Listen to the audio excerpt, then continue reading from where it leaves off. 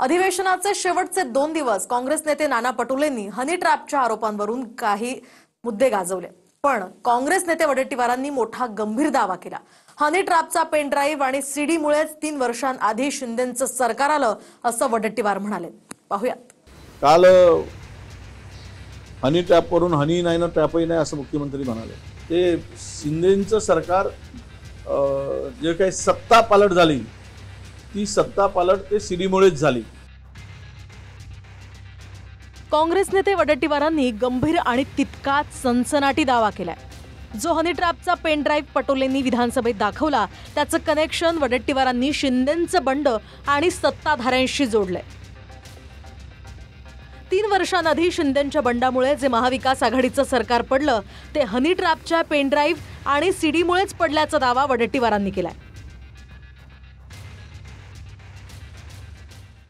काल हनी ट्रॅपवरून हनी नाही ना ट्रॅपही नाही असं मुख्यमंत्री म्हणाले। ते शिंदेंचं सरकार जे काही सत्ता पालट झाली ती सत्ता पालट ते सीडीमुळेच झाली। एवढा मोठा ते प्रकार आहे। अनेक ऑफिसर, अनेक IAS असतील, अनेक माजी आजी जे काही आहे त्याच्यात खूप मोठी माणसं आहे, त्यावर काही अधिक बोलण्याची गरज नाही। ते ज्यावेळेस आम्ही दाखवू त्यावेळेस मग आम्हाला तिकीटच लावावी लागेल 10-20 हजार रुपयाची, आणि ते तिकीट लावूनच ते सगळं चित्र दाखवावं लागेल। पण ते निमंत्रित आणि विशिष्ट लोकांनाच बोलावं लागेल, कारण एवढा भक्कम पुरावा त्या ठिकाणी आहे।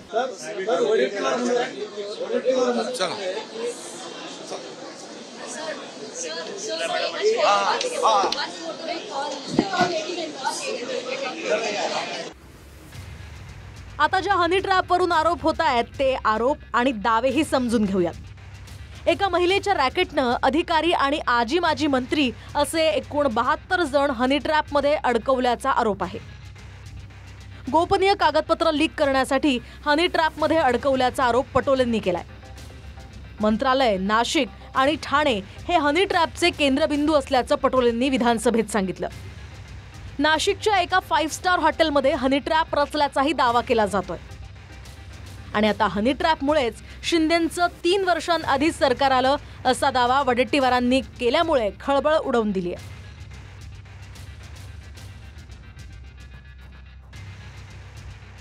तर शिंदेंच्या शिवसेनेचे नेते रामदास कदमांनी वडेट्टीवारांना हनी ट्रॅपमध्ये कोण अडकलं त्यांची नावं सांगा असं आव्हान दिलंय।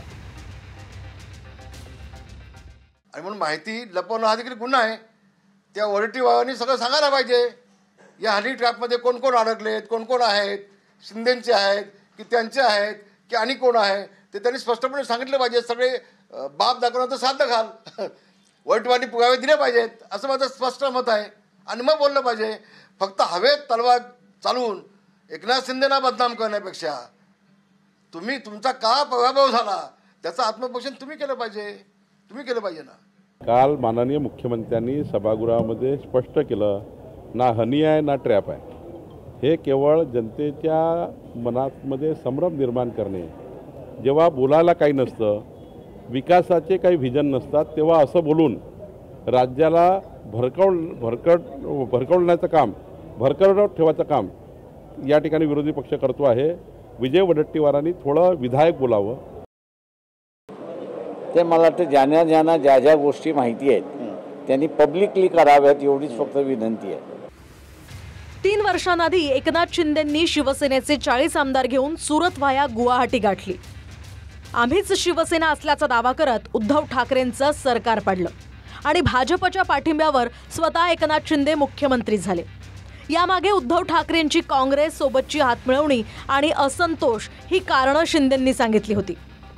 पण आता वडेट्टीवारांनी नाशिकमधील हनी ट्रॅपच्या प्रकरणाचं कनेक्शन हे शिंदेंनी घडवलेल्या सत्तांतराशी जोडलंय।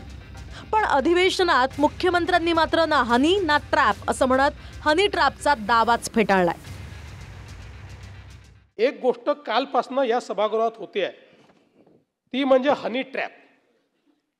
कोणचा हनी ट्रॅप यांनी आणला मला समजतच नाही। आणि नानाभाऊने तर कुठला बॉम्बच आणला म्हणे। नानाभाऊ आलाच नाही आमच्यापर्यंत बॉम्ब। बरं आमच्याकडे, बरं तुमच्याकडे असला बॉम्ब तर आमच्याकडे दिला तर पाहिजे ना।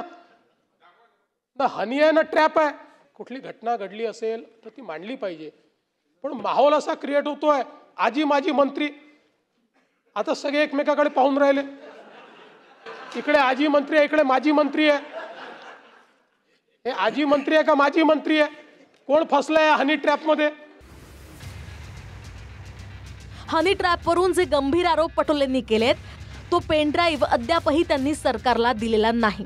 त्यामागे वडेट्टीवारांनी गोपनीयतेचं कारण सांगितलंय. अधिकाऱ्यांसह आजी माजी मंत्र्यांवरून आणि आता सत्तांतरच हनी ट्रॅपवरून घडल्याचे आरोप होत असतील तर आरोप करणाऱ्यांनी सत्यही समोर आणलंच पाहिजे. नागपूरहून गजानन उमाटेसह bureau report, TV9 Marathi, Mumbai.